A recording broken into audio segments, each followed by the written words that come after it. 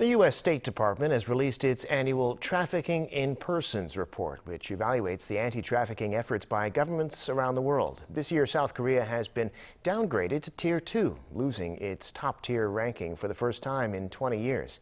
Suk-hyen reports. South Korea no longer belongs to the Tier 1 category in the U.S. State Department's Human Trafficking report.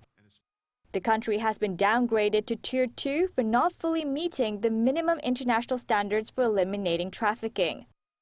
In the 2022 Trafficking in Persons report shared on Tuesday, the State Department says South Korea failed to keep up with sustained efforts to root out trafficking, citing fewer prosecutions and investigations of suspected traffickers.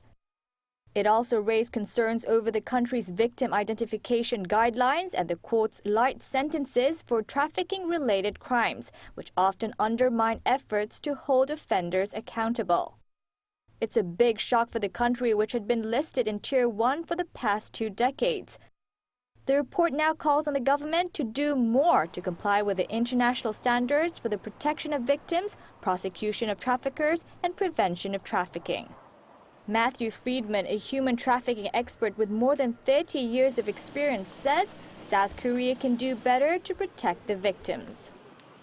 Let's say that a person was tricked and deceived and forced into prostitution, which could be an illegal activity. But because they were not identified as being a traffic victim, when in fact they were, because the protocol doesn't identify them as that, they could go to jail for doing illegal activities. Friedman warns that it's important to identify victims and protect them so that they don't end up in jail for the illegal activities they were forced to do. Another point he mentions is the lenient punishment for traffickers in South Korea. Oftentimes the legal system, although it works to arrest people, the crime punishment is very lean. And it could be less than a year for a trafficker. So if the punishment is very lean, then there's more of a temptation to traffic people because even if you get caught, the implications are not really extreme.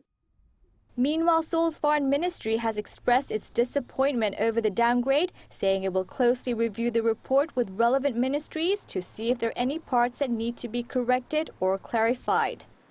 The ministry explained that the results do not mean that the country's anti-trafficking efforts have been weakened or that the human rights situation has worsened.